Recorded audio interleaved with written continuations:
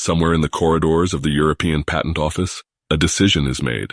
A machine invents, a claim is denied, a legal argument vanishes into a footnote. But was it obvious? Was it technical? And most importantly, was it fair? Welcome to the Convict Maze, an experimental podcast where we unravel the strange and intricate world of software patent case law at the EPO, told in the style of a Kafka novel. Each episode dissects a real case, breaking down the legal reasoning, the impact on innovation, and the silent forces shaping the future of software patentability. And now, let's turn to today's case. Prepare to enter the maze. In the dimly lit corridors of the European Patent Office, where paper trails stretched like the winding paths of an ancient labyrinth, a solitary application whispered its technical aspirations into the ears of examiners. The application, filed by Mitsubishi Electric Corporation, bore the solemn title, Hierarchical Neural Network Device, Learning Method for Determination Device, and Determination Method. The problem it sought to solve was an affliction known to many in the realm of artificial intelligence, the curse of computational excess. Conventional neural networks, bloated with an inordinate number of connections, suffered under the weight of their own complexity. They required massive computational resources and were prone to overfitting, becoming nothing more than mirror-walled chambers that echoed the nuances of their training data rather than generalizing knowledge to unseen cases. Mitsubishi's solution was one of elegant sparsity. Instead of forging a fully connected network, the invention proposed a hierarchical structure governed by a sparse parity check matrix, akin to those used in error-correcting codes. By imposing predetermined, fixed connectivity constraints, the neural network would achieve high-speed learning while maintaining robust discrimination performance. This departure from the standard practice of data-driven connectivity formation was radical, a statement that perhaps the very foundation of learning could be shaped by mathematical elegance rather than empirical messiness. Yet, the examining division of the European Patent Office was unmoved. In its judgment, the invention's distinguishing feature, its sparse connectivity matrix, was but a mathematical abstraction, an ethereal concept drifting in the non-technical ether. It did not serve a specific technical purpose, nor did it bring about a tangible modification to the machinery that executed it. Instead, it remained trapped within the ivory tower of mathematical methods, condemned to exclusion under Article 52(2) EPC. Undeterred, Mitsubishi appealed.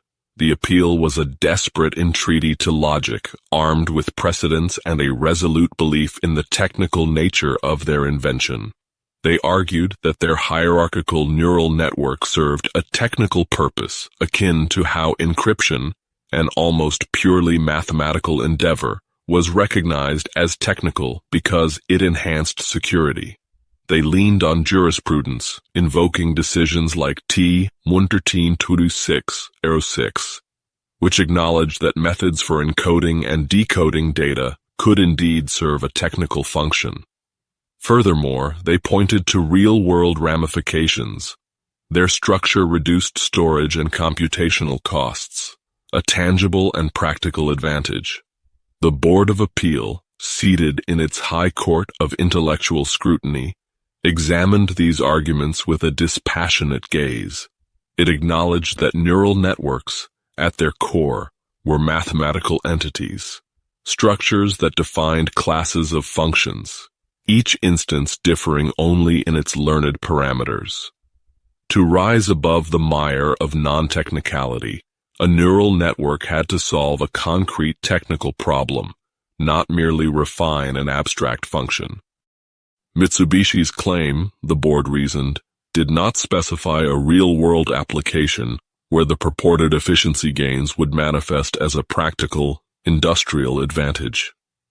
The reduction in computational resources, though significant, was an incomplete argument. One could not simply compare a sparsely connected neural network to a fully connected one and claim superiority.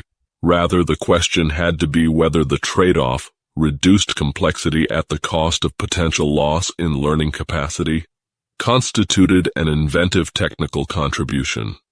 Here, Mitsubishi had fallen silent.